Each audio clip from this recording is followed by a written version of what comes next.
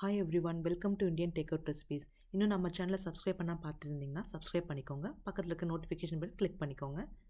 இன்றைக்கி நாம் கோதுமை மாவு வச்சு எப்படி வீட் பிரெட் பண்ணலான்னு பார்க்கலாம். இது வெல்லம் வச்சு பண்ணலாம், ரொம்ப ஈஸியாக பண்ணிடலாம். நீங்கள் சுகரே போட வேண்டியதில்லை, வெல்லம் வச்சு ரொம்ப சாஃப்டாக பண்ணலாம். பாருங்கள் எவ்வளோ சாஃப்டாக இருக்குன்னு. மைதா மாவை விட கோதுமை மாவு ரொம்ப சாஃப்டாக இருக்கும், டேஸ்ட்டும் சூப்பராக இருக்கும். வாங்க எப்படி பண்ணுறதுன்னு ட்ரை பண்ணலாம். அதுக்கான இன்க்ரீடியன்ஸ்லாம் எடுத்துக்கோங்க. இப்போ நான் 1 கப் வெல்லம் எடுத்திருக்கேன். இதை நல்லா நாம் கரைச்சிக்கலாம். 1 கப் வெல்லம் வந்து நம்ம 1 கப் வர மாதிரி அளவாக தண்ணி ஊற்றி 3/4 கப் தண்ணி ஊற்றி நம்ம எடுத்துக்கலாம். 1 கப் வெல்லத்துக்கு நீங்கள் 3/4 கப் தண்ணியும் ஆட் பண்ணிக்கோங்க. இதை நல்லா கரைச்சி வச்சுக்கோங்க. இந்த வெல்லம் நல்லா கரைச்சி வடிகட்டி வச்சுக்கோங்க. 1 கப் வர மாதிரி நீங்கள் இந்த வெல்லம் எடுத்துக்கோங்க. ரொம்ப தண்ணி ஆட் பண்ண வேணாம். 3/4 கப் தண்ணி ஊற்றி நீங்கள் இதை வந்து வடித்து வச்சுக்கோங்க. 1 கப் வர மாதிரி வடித்து வச்சுக்கோங்க. இப்போ வந்து இதை தனியாக எடுத்து வச்சுக்கோங்க. இப்போ நாம் இதுக்கான வெட் இன்க்ரீடியன்ஸ்லாம் ஆட் பண்ணிக்கலாம். அதுக்கு வந்து நான் ஆலிவ் ஆயில் எடுத்திருக்கேன். உங்களுக்கு வேணும்னா வெஜிடபிள் ஆயில் ஆட் பண்ணிக்கலாம். 1/4 கப் ஆலிவ் ஆயில், அதுக்கப்புறம் 2 எக்கு ஆட் பண்ணிக்கோங்க. அதுக்கப்புறம் நல்லா மிக்ஸ் பண்ணிக்கோங்க. இது நல்லா பீட் பண்ணிக்கோங்க. நல்லா சாஃப்டாக இருக்கணும், அதனால் நல்லா பீட் பண்ணிக்கோங்க.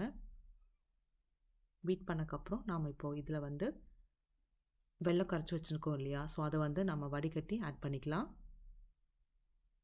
சூடாக ஊற்றாதீங்க, ஓரளவுக்கு ஆறுனக்கப்புறம் நீங்கள் ஆட் பண்ணிக்கோங்க. 1 கப் வெல்லம் ஃபுல்லாக நீங்கள் ஆட் பண்ணி நல்லா மிக்ஸ் பண்ணி வச்சுக்கோங்க. நல்லா மிக்ஸ் பண்ணி இந்த வெட் இன்க்ரீடியன்ஸ் எல்லாமே தனியாக எடுத்து வச்சுக்கோங்க. நல்லா பீட் பண்ணிக்கோங்க, அப்போ தான் நல்லா மிக்ஸ் ஆகும். ரொம்ப சூடாக ஊற்ற வேணாம், ஓரளவுக்கு வெதுன்னு ஆறுனக்கப்புறம் நீங்கள் ஆட் பண்ணிக்கோங்க. இப்போ நல்லா மிக்ஸ் பண்ணி இதை தனியாக எடுத்து வச்சுக்கலாம். இப்போ நீங்கள் எக்கு வேணான்னா கூட நீங்கள் வந்து கர்டு வந்து 1/2 கப் நீங்கள் ஆட் பண்ணிக்கலாம். இப்போ நான் கோதுமை மாவு 1 கப் எடுத்திருக்கேன். பேக்கிங் பவுட்ரு 1/2 டீஸ்பூன் போட்டுக்கோங்க. பேக்கிங் சோடா 1/2 டீஸ்பூன் போட்டுக்கோங்க. பட்டை பவுட்ரு வந்து 1/2 டீஸ்பூன் போட்டு நல்லா மிக்ஸ் பண்ணிக்கோங்க. பட்டை பவுட்ரு வந்து நீங்கள் போட்டாலும் போடலாம், அது ஆப்ஷன் தான். அதுக்கப்புறம் நம்ம அந்த ஜாகரி வாட்டர் வந்து வெல்லம் கரைச்சி வச்சுருக்கோம் இல்லையா, ஸோ அது வந்து நம்ம ஆட் பண்ணிக்கலாம். ஆட் பண்ணி நல்லா மிக்ஸ் பண்ணிக்கோங்க. நல்லா கலந்து விட்டுக்கோங்க. இப்போ ரொம்ப மாவு வந்து ரொம்ப இதாக இருந்துச்சுன்னா, ரொம்ப கெட்டியாக இருந்ததுன்னா நீங்கள் வந்து கொஞ்சம் மில்க் கூட ஆட் பண்ணிக்கலாம். நீங்கள் மில்க் ஆட் பண்ணி மிக்ஸ் பண்ணிக்கோங்க. ரொம்ப மாவு டைட்டாக இருந்துச்சுன்னா நீங்கள் மில்க் கூட ஆட் பண்ணி மிக்ஸ் பண்ணிக்கோங்க. பாருங்கள், இந்தளவுக்கு கன்சிஸ்டன்சி இருக்கணும். இப்போ நாம் நல்லா இது பண்ணிக்கலாம், மிக்ஸ் பண்ணிக்கலாம். இப்போ நாம் நல்லா மிக்ஸ் பண்ணி இதை தனியாக எடுத்து வச்சுக்கலாம். இப்போ வந்து கேக் பேட்டர் ரெடி ஆயிடுச்சு, தனியாக எடுத்து வச்சுக்கோங்க. இப்போ ஒரு பேனில் வந்து பிரெட் பேனில் வந்து நீங்கள் ஆயில் போட்டு, ஆலிவ் ஆயில் தான் யூஸ் பண்ணியிருக்கேன், உங்களுக்கு வேணால் வெஜிடபிள் ஆயில் யூஸ் பண்ணிக்கலாம். ஆலிவ் ஆயில் போட்டு நீங்கள் அப்ளை பண்ணிக்கோங்க. இல்லை பார்ச்மெண்ட் பேப்பர் இருந்துச்சுன்னா நீங்கள் அது கூட போட்டுக்கலாம். இப்போ நான் அந்த பேட்டரெல்லாம் ஆட் பண்ண போகிறேன் இதில். ஸோ ஆட் பண்ணி ஈவனாக ஸ்ப்ரெட் பண்ணி விட்டுக்கோங்க. இந்த கன்சிஸ்டன்சி இருக்கணும், ஸோ அப்போ தான் அது நல்லா சாஃப்டாக வரும். எல்லாத்தையும் ஆட் பண்ணிக்கோங்க. பாருங்கள், சுகரே இல்லாமல் ஜாகரி வச்சு ரொம்ப சூப்பராக ரெடி ஆகிட்டுருக்கு ப்ரெட்டு. இப்போ நல்லா டேப் பண்ணிக்கோங்க, அப்போ தான் வந்து பபிள்ஸ் இருந்தால் கூட உடஞ்சிரும். இப்போ நாம் அது மேலே வந்து ஆல்மண்ட்ஸ் நான் வந்து சாப் பண்ணி வச்சுருக்கேன், அதை நீங்கள் ஆட் பண்ணிக்கலாம். இது வந்து ஆப்ஷனல் தான், நீங்கள் போட்டாலும் போடலாம். இல்லைனா நீங்கள் கேஷ்யூ இருந்தால் கூட கேஷ்யூ, பிஸ்தா, வால்நட்ஸ் அதை கூட நீங்கள் ஆட் பண்ணிக்கலாம். இது போடாமல் இருந்தால் கூட நல்லா தான் இருக்கும்.